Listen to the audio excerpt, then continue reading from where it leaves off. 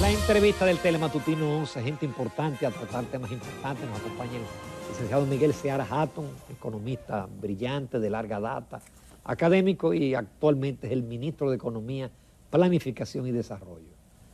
Y más que nada un gran amigo también de larga data y de viejas peñas. Así es. Gracias, Miguel, por aceptar la invitación. Muchas gracias. Muy buenos días, Miguel, mucho gusto. Un placer. Y tenemos que decir que Miguel es de los funcionarios que coge el teléfono, que responde el WhatsApp y coge el teléfono de todo el mundo. Aun cuando no sale el número ni la persona, él toma el teléfono. Y que no anda con un séquito de escoltas. escoltas y de gente. Miguel, ustedes como ministerio tienen que estar monitoreando permanentemente tanto la situación interna como la externa. Ustedes modificaron el marco macroeconómico recientemente, lógicamente, cuanto acontecimientos. Nosotros quisiéramos una especie como de panorámica que tú nos des de la economía, de cómo ven ustedes la economía, qué prevén ustedes que va a ocurrir a lo largo del año. A ver, mira, un poco es bueno el contexto. Tuvimos 2020, una depresión, la economía cayó en 6 puntos y pico. No solamente fue en República Dominicana, el 90% de los países del mundo registraron una caída del crecimiento del 2020. El Banco Mundial publicó un estudio en donde muestra que cogió cifras desde el año 1900 hasta el 2022, 120 años. Y es la crisis más profunda en 120 años. Wow. ¿Cómo es eso, Miguel? Repítelo, porque es decir, peor que la Gran Depresión. Peor que la Gran Depresión. Peor que la Gran Depresión. Peor que la Gran Depresión. Por la cantidad de países medido por la cantidad de países o el porcentaje de países que cayeron, que fueron depresivos, que cayeron el Producto Interno Bruto en ese año. En el año de las diferentes crisis, ¿no? 29-33, la Guerra Mundial, la primera y la segunda, luego vino la crisis del 29-33 y varias crisis a lo largo de ese siglo, ¿no? Y la de 2020 es la crisis más profunda, porque abarcó a casi el 90% de todos los países, 89 puntos y pico, o sea, el 90% de todos los países del mundo. Fue una situación insólita, inaudita, completamente diferente. Las tasas de desempleo subieron.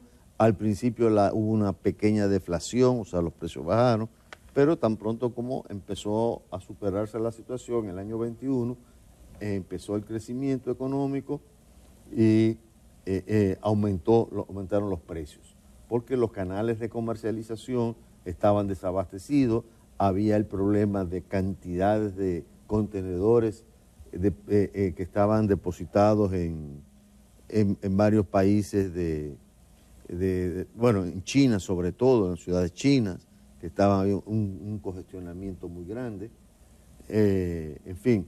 Pero indudablemente el año 21 fue un año positivo para nosotros crecimos en 12.3%, fuimos la economía número 9 del mundo, que creció más. Esos son los datos de abril del Fondo Monetario Internacional, ¿no? Hay algunos países, pero Macao, por ejemplo, Afganistán, Siria, que tienen crecimientos anormales, pero esos son países que están en situación, bueno, Macao es una ciudad y los otros países son países en una situación muy excepcional de guerra y circunstancias muy especiales, ¿no? Entonces, si tú sacas esos países, por ejemplo, uno cayó como en 100 y pico % y el otro después subió en 100 y tanto, ¿no? Cosas así. Entonces, países, digamos, con cierta normalidad, nosotros somos el 9º con mayor crecimiento económico. Y una inflación relativamente controlada. Habíamos recuperado el empleo perdido ya a diciembre del año 2021. O sea, habíamos acabado bastante bien el 2021. Teníamos un problema inflacionario que venía por costos. Básicamente eran costos. El tema del petróleo había empezado a subir desde octubre, noviembre. Empezaba a subir hasta que superó la barrera de los $100. y teníamos problemas con desabastecimiento y aumento de precios en el trigo, en el maíz, en la soya, en la urea, o sea, para fertilizantes, el transporte marítimo se había disparado, había subido, se había multiplicado por 3 o por 4 de China a la costa atlántica de los Estados Unidos. En fin, la situación estaba saliendo, pero traíamos rezago. Pero el 24 de febrero empezó la guerra.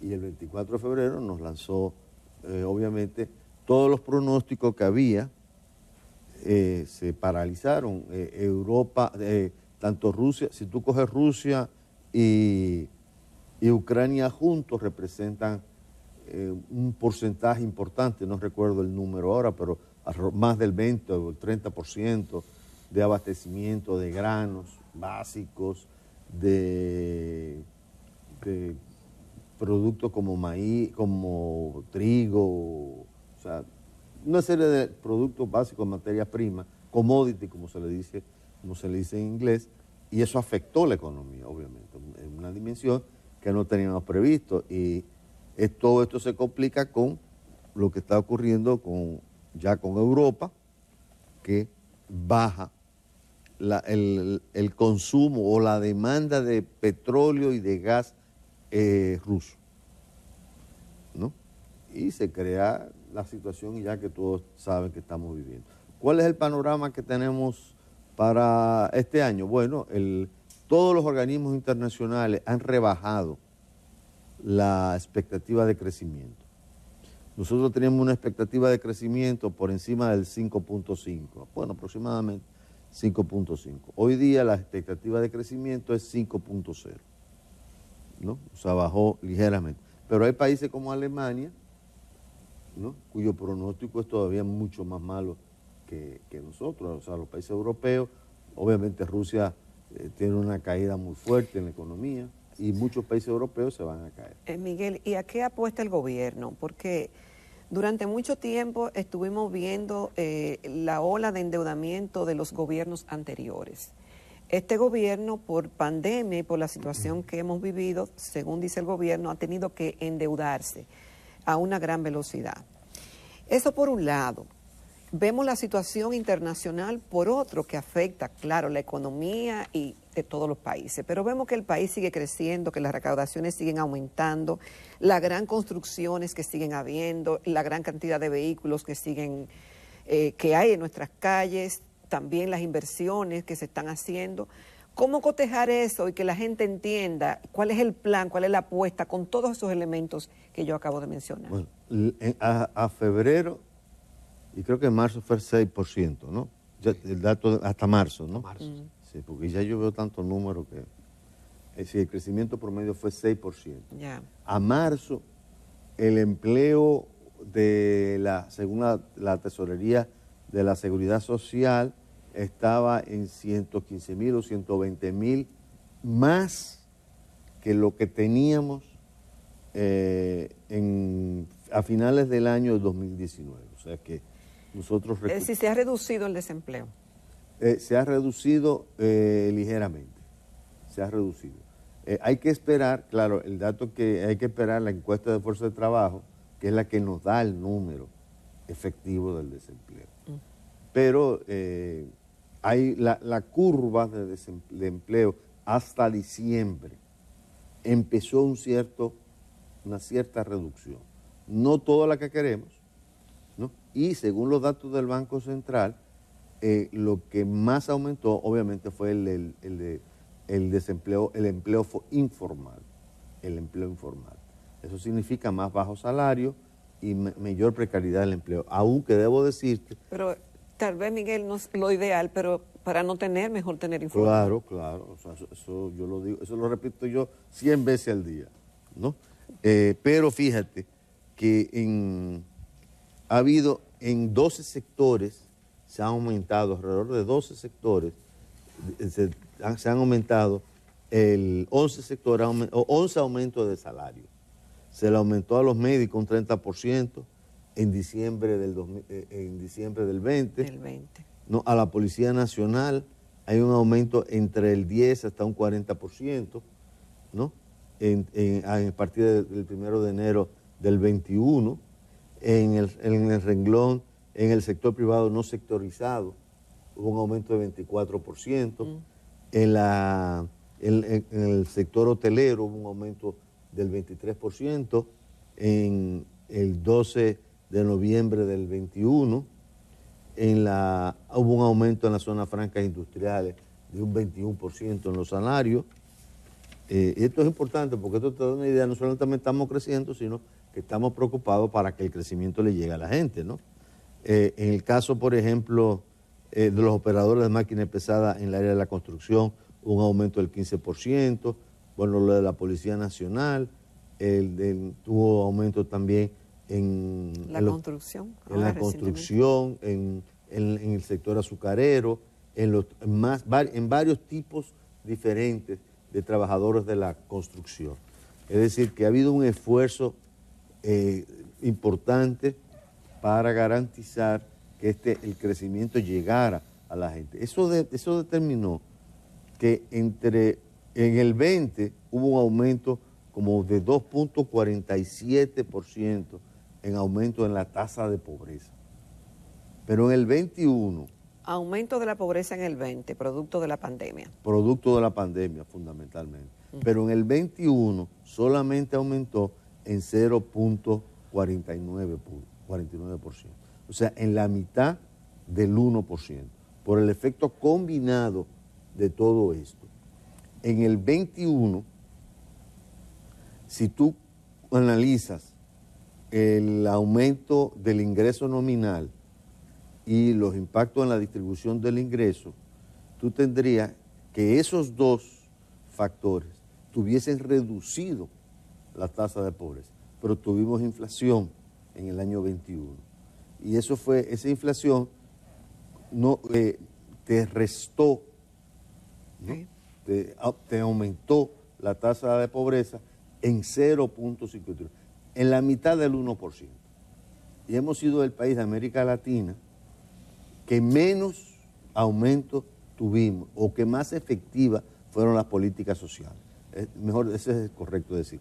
Más efectivas fueron las políticas de protección social, porque logramos bajar los niveles de pobreza. Si la inflación hubiese sido del 4% en el año 21, la tasa de pobreza del 21 hubiese sido más baja que el nivel de pobreza del año 20. O sea, hubiésemos recuperado. Pero bueno, se nos metió este asunto de la inflación en el medio, que es básicamente una inflación importada. Pues cuando me dicen, bueno, estamos en contra del costo de la vida, yo estoy en contra de que aumente el costo de la vida. Y yo me movilizo en contra del costo de la vida. Pero ¿cómo podemos hacer? Para, por ejemplo, el transporte. En el 21 nos costó al gobierno alrededor de 15 mil millones de pesos. ¿Qué? El subsidio al combustible en el año 21. Y en la 15 semana, ¿no? 15ª semana del 2022 ya se ha gastado 9 mil millones de pesos en subsidios. Eso para mantener el precio estable. Para mantener el precio es imposible, por ejemplo, como piden los convocantes al paro, es decir, más de la mitad, Miguel, los precios de los combustibles. De lo que se gastó el año pasado entero, se ha gastado ya. En ese periodo. Y si tú ves la situación fiscal, ¿cómo vamos en la situación fiscal? En la primera 15 semanas del año, hemos tenido ingresos por 254 mil millones de pesos, que es un 14% más de lo que tuvimos en el año 2021. Y no nos fue mal en el 2021. Acuérdense que terminamos el 2021 con una caída muy importante en el déficit público. Que si a mí me hubieran dicho el primer día, yo digo que no, yo no hubiese aceptado ese número. Pero tuvimos una combinación en donde logramos crecimiento económico, logramos aumentar el empleo, apenas subió la tasa de pobreza y logramos bajar el déficit fiscal.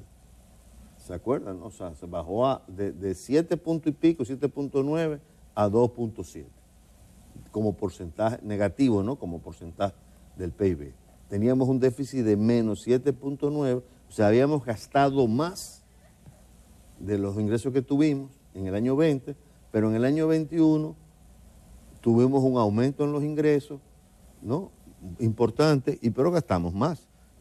Pero en el año 2021 generamos un déficit de 2 puntos negativos, ¿no? 2.7% del PIB.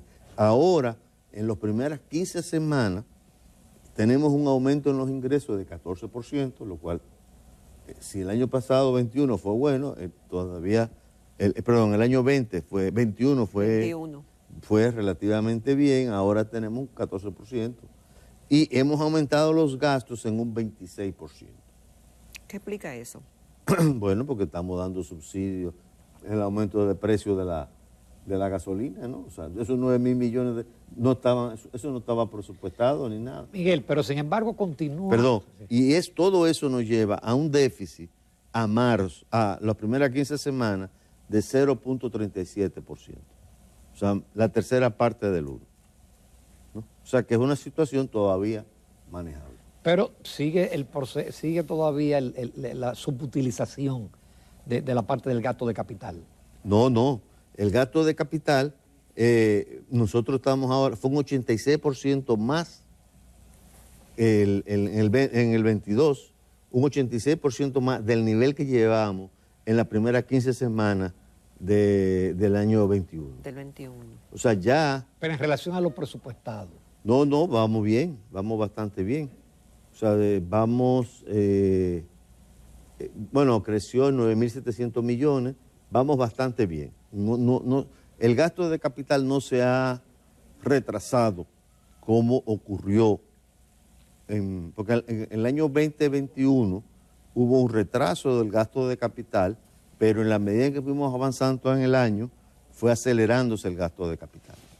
Y ahora, ya con todo el expertise que tenemos, habiendo resuelto muchos de los nudos legales que todavía tenemos del anterior gobierno, aún así se pudo subir. Hoy día estamos, en las primeras 15 semanas, hubo un gasto de capital de 21.000 millones, y comparado con las primeras 15 semanas del año 21, fue 11.000 millones de pesos. O sea, que estamos hablando de que hay un aumento de un 86% en las primeras 15 semanas del 2022. Perfecto. Vamos a hacer, con tu permiso, Miguel, y de los amables televidentes, una breve pausa comercial. Tenemos todavía muchas preguntas con el ministro de Economía.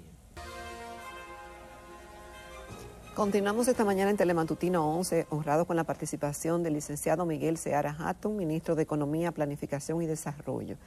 Miguel, la situación obviamente de la economía dominicana e internacional es de mucho cuidado por todo lo expuesto anteriormente. Todo el mundo sabe que estamos en una situación económica difícil para el mundo completo. En un país donde hay tantas necesidades, y tú como investigador, como propiciador de lo que es el desarrollo humano por tantos años, tantos ensayos, libros, escritos que has hecho al respecto, y preocupado por ese crecimiento que le llega a la población, en medio de la situación actual y en un país con una deuda social que data de antaño, que es por años, pero que de repente la gente quiere que lo resuelvan inmediatamente. ¿Cuál es el plan, cuál es la apuesta, Miguel, con componentes que no se pueden controlar internamente? Es decir, lo de fuera condiciona lo de adentro. Y lo del subsidio, por ejemplo, a los combustibles de comunal, lo que está pasando y lo que puede seguir pasando, porque no hay una predicción exacta de lo que pueda ocurrir. ¿A qué apuesta el gobierno? Además del aumento de las recaudaciones, pero también aumenta la demanda de la gente de satisfacción de sus necesidades. Mira, la eficiencia del gasto, o sea, todo esto se está haciendo con los mismos, básicamente la misma cantidad, un poquito más de recursos, pero las demandas, como tú dices, son prácticamente infinitas. O sea, el tema, por ejemplo, de agua. Nosotros estamos dando una atención al agua grande y estamos resolviendo problemas de agua en pueblos pequeños, en ciudades, en pueblos, en barrios. El tema de la cañada la estamos trabajando. Este año sería bueno que ustedes traigan a Fellito de la CAS para que les explique lo que está haciendo en términos de las las cañadas. Hay 40 kilómetros de cañadas que se van a resolver ahora, en este gobierno. El tema de los acueductos, realmente está haciendo un esfuerzo grande. Y ahí invitaría que, le sugiero que inviten a Wellington Arnaud, que es el director de INAPA, y le puede dar muchos detalles. O sea, se está trabajando en eso. Nosotros tenemos un gabinete que se reúne todos los martes a las 5 de la tarde, de agua y de construcciones, en donde se le pasa revista a todas las construcciones que están en proceso. Y ahí participa el INDRI, bueno, Obra Pública, el nuevo Ministerio de la Vivienda, participa INAPA, la CAS, o sea, todos los actores, digamos, responsables de construcción en el gobierno, y se está construyendo, mejorando los hospitales en la medida de lo posible, porque había unos nudos legales tremendos en los hospitales. Se está recuperando el tema de las aulas con nudos legales. Había como 500 escuelas que tenían serios problemas legales, algunas tenían recursos asignados, pero no tenían terreno. Todo eso se ha ido resolviendo poco a poco, ¿no? Entonces, nosotros entendemos, y eso está muy claro en el programa de gobierno de Luis Abinader y está muy claro en el programa de gobierno del PRM. Dice claramente que nuestro objetivo es mejorar la calidad de vida de la gente. Ese es nuestro objetivo. Y por todo el mundo estamos claros de que el crecimiento no puede ser el fin, porque la gente no ve eso. Y de hecho esta economía ha crecido mucho, pero el crecimiento es un medio. El crecimiento del PIB es un medio para lograr otras cosas, que es mejorar calidad de vida. Pero siempre es mejor que se crezca, Miguel. No, obviamente. Crecer es muy importante, pero es un medio, no es el fin. Porque hicimos mucho esfuerzo por crecer, pero ahí no paramos. Nosotros estamos haciendo un esfuerzo por crecer, pero estamos garantizando que se transfiera lo más posible a la población. Por eso ¿Y cómo se logra eso? Bueno, tú tienes ahora mismo 11 aumentos de salario. 11 aumentos de salario desde que nosotros llegamos. Son 11 aumentos. No, son 10, perdón. Son 10 aumentos. 5 y 5, 10 aumentos. Por ejemplo, lo que se está haciendo en los hospitales, lo que se está haciendo con el agua.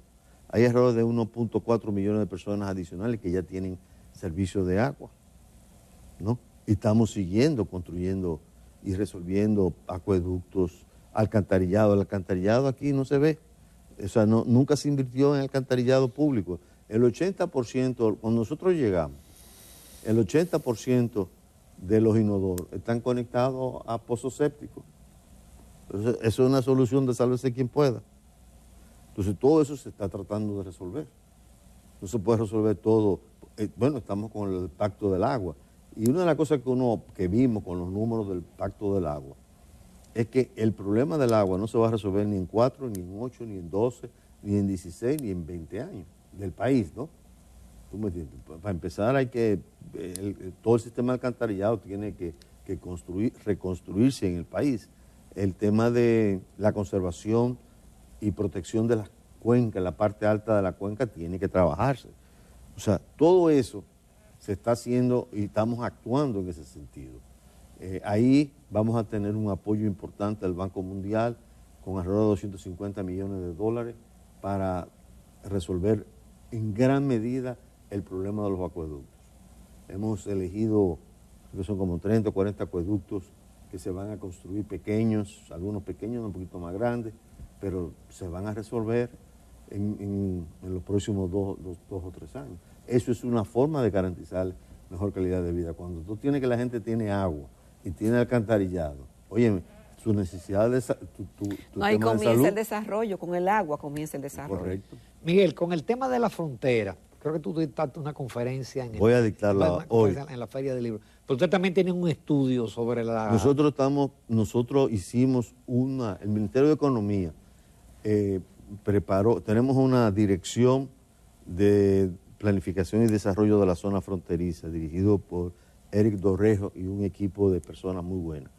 Se hizo un trabajo de 7 u 8 meses de levantamiento de necesidades, se trabajó en la zona, de toda la línea fronteriza. Entonces hoy lo que vamos a presentar es la visión de este, no puedo dar todos los detalles porque pues, hay alrededor de 65 intervenciones, 55 intervenciones concretas, pero que se van a hacer. O sea, que están en el proceso de cosas que ya se están haciendo y cosas que es necesario hacer. Por ejemplo, mira, lo de la nueva ley de fomento de la frontera, de la ley 1221 creo que se llama ahora, ¿no? La ley de inversión... Desarrollo fronterizo. Mira, esa ley nunca se le dio vida. No había un compromiso. Los que llevaban la responsabilidad de esa ley no tenían un compromiso con la zona, con el territorio, ¿no? Eso es otra cosa importante. Este gobierno, yo creo que no hay un gobierno que le haya dado tanta atención al tema territorial como este gobierno. Nosotros estamos a 2 o 3 semanas de que se pueda sacar, o 4 semanas, la ley de ordenamiento territorial. Eso es muy importante. ¿No? O sea que se está haciendo un gran esfuerzo y en lo que vamos a presentar hoy es, bueno, digamos, cómo vemos el proceso de desarrollo, qué es lo que estamos haciendo, cómo estamos coordinando para empujar ese desarrollo. Es un planteamiento general porque en 45 minutos tú no puedes hablar de 55 o 60 intervenciones concretas de inversión, de acciones que hay que hacer para generar, o carreteras, caminos vecinales, ¿no? Todo eso está levantado, ya toda esa información. Pero ya eso sería para el presupuesto del próximo año. No necesariamente, porque hay muchas cosas que se están haciendo ahora. O sea, esto es un gran rompecabezas, ¿no? Donde ya las piezas están, digamos, están las piezas ubicadas. Entonces tú estás poniendo piezas, una matriz donde tú estás poniendo, ya tú sabes a dónde va cada tema. Por ejemplo, lo que se está ahora mismo con Indotel, se está haciendo conectividad a 50 pequeños poblados o distritos municipales de la zona y pequeños municipios, ¿no? Los más pobres. Nosotros tenemos un fondo de cohesión territorial que son como 500 millones de pesos que lo maneja directamente el Ministerio de Economía para los municipios más pobres. Eso se está haciendo, ¿no? Ya ahora. Entonces tú estás poniendo piezas en ese rompecabezas de manera tal de que quizás al final de gobierno ya podemos tener un rompecabezas armado. Todo lo que se está haciendo en materia bueno, la licitación que está en Montecristi, convertirlo en un centro logístico, o lo que se está haciendo en Pedernales, que es convertirlo en un centro de turismo, o lo que se piensa en Elías Piña con la presa de Joca, que garantice agua y pueda tener un aumento de la producción agropecuaria. O sea, hay una visión y todas las acciones se están tomando, pero dentro de ese marco, que al final tiene que darnos el resultado, ¿no? Miguel, para el día de hoy en las provincias del Cibao está convocado un paro. Hay un pliego de peticiones sin precedentes, 106 peticiones de 14 comunidades que se declaran en huelga y ahí están pidiendo de todo. Entonces, bueno, 14 comunidades y se eleva a 96 comunidades este lunes. Desde agua para el consumo de la población, rebaja de la tarifa eléctrica, los precios del gas y otros combustibles, acceso financiero directo a los productores avícolas, porcicultores, ganaderos, pequeños agricultores, distribución de tierra, apoyo técnico y financiero para todos esos sectores. Dígame, a ver. Bueno, pero mira, a ver, o sea, agua estamos resolviendo. Yo creo que sería bueno que ellos que vinieran. Primero, todos queremos agua. Nadie quiere que le aumenten el precio de la tarifa eléctrica. La tarifa eléctrica. Nadie quiere que le aumenten. Yo también estoy de acuerdo, ¿eh? Ahora, yo me manifestaría porque se acabe la guerra, ¿no? Si se acaba la guerra, nosotros podemos, porque nosotros, ¿qué más dinero más se puede pagar si ya llevamos 9.000 millones de pesos pagados en estas primeras 15 semanas para reducir, o para garantizar que el precio sea lo más reducido posible. ¿Tú me entiendes? O sea, se está haciendo todo lo humanamente posible. Agua. Yo acabo de hablar de todo lo que estamos haciendo en materia de agua. Sería bueno que nos digan exactamente cuáles son los territorios y decirle en qué situación está. Puede ser que alguno no se haya tratado, es verdad, es posible, pero puede ser también que ya haya un proceso de tratamiento. Ahora, debo recordarle a todo el mundo que aquí una vez se toma una decisión hoy, pero para poderla ejecutar te pasan 6 meses, porque hay que licitar, hay que hacer todo el esfuerzo necesario en materia de transparencia, ¿no? O sea que... Miguel, en un minuto, se ha producido una apreciación del peso que ha sido muy buena para los usuarios del dólar, ¿no? Para los importadores, para el que tiene que pagar una tarjeta de crédito, pero ¿a usted no le preocupa que eso afecte la competitividad de los sectores generadores de divisas? A ver, yo creo que no son medidas absolutas. Creo que estamos viviendo un momento muy particular. Imagínate tú si hoy día el tipo de cambio se dispara en una situación inflacionaria.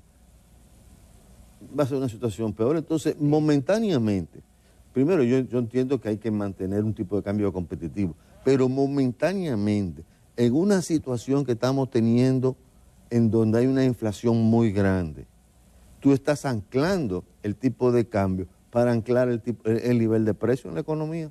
Sobre todo que el sector exportador ha reaccionado de una manera muy positiva. O sea, tú puedes frenar un poco el tipo de cambio, que son 2 o 3 pesos, 4 pesos, ¿no? Pero garantizar que estás anclando. ¿Cuál es mi problema fundamental ahora? Inflación, ¿no? Estás anclando la inflación y a pesar de eso, el sector exportador está reaccionando de una manera increíblemente activo. Las zonas francas están muy bien. El turismo, con todo y todo, ha seguido recuperando poco a poco. Las exportaciones nacionales también. Entonces, yo creo que hay que tomar decisiones, no se puede ser tan absoluto. ¿Estoy de acuerdo con que el tipo de cambio tiene que ser competitivo? Sí, claro que sí. ¿No? Que no se puede sobrevaluar artificialmente el peso. De acuerdo. Pero en este momento, ¿mi prioridad cuál es? Salir de este lío de la inflación. Imagínate tú que mañana el tipo de cambio se coloca a 70 pesos. Entonces hay que... O a 60. O a 60, tú ves, o lo que sea. O sea, lo importante es evitar que se cree una situación especulativa, dar un mensaje claro de que hay una disposición, una actitud de sostener el tipo de cambio para anclar la inflación. Entonces, yo creo que eso es positivo en este momento. Miguel, muchísimas gracias. No, al contrario. Hemos abordado gracias, casi Miguel. todos los temas. Te agradecemos y siempre tenemos las puertas abiertas. Y sabemos que te llamamos y tú accedes a la entrevista siempre que puedes. Muchas gracias. Muchas Nos gracias. vamos a comerciales. Volvemos con la recta final del Telematutino 11.